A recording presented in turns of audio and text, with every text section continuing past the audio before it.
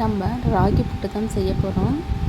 ராகி புட்டு செய்வதற்கு 1/2 கிலோ ராகி மாவு, சர்க்கரை இல்லாத நம்ம நாட்டு சர்க்கரை கூட எடுத்துக்கலாம், துருவிய தேங்காய், ஏலக்காய்.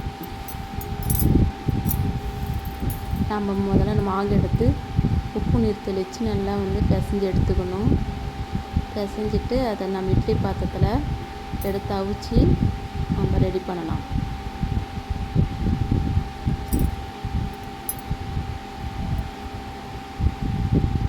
உப்பு தேவையான அளவு போட்டு தண்ணி தெளித்து நல்லா பிசைஞ்சு உதிரியாக நம்ம பிசைஞ்சு எடுத்துக்கணும்.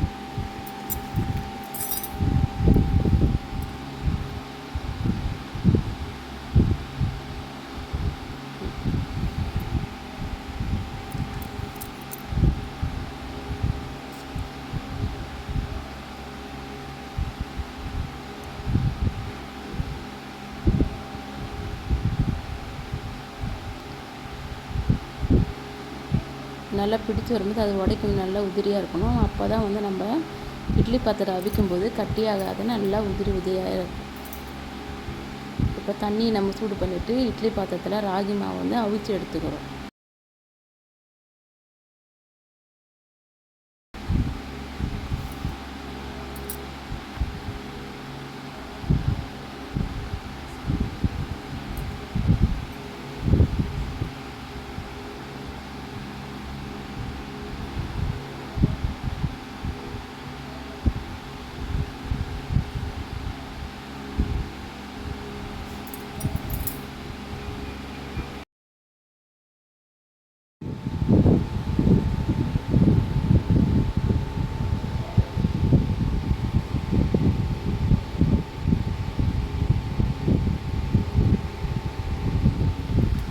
நல்லா அவிச்சு ராகி மாவு அவிச்சு எடுத்துப்போம்.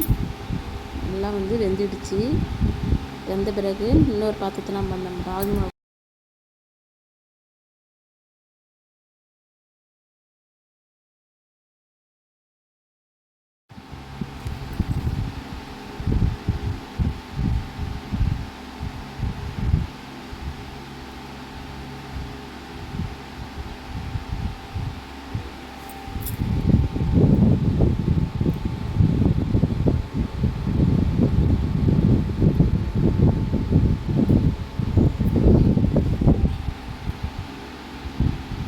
ஏலக்காய் கொஞ்சம் சேர்த்துக்கலாம்.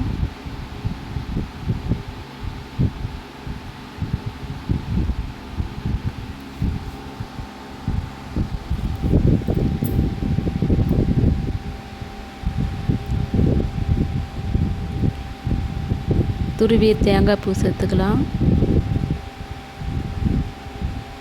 நம்ம சர்க்கரை இல்லாத நாட்டு சர்க்கரையோட சேர்த்துக்கலாம். நான் அப்போ வெள்ளை சர்க்கரை தான் சேர்த்துக்கிறேன்.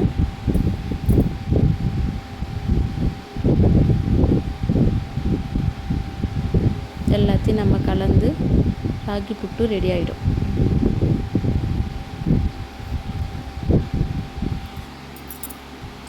சிம்பிளான முறையில் ராகி புட்டு ரெடி.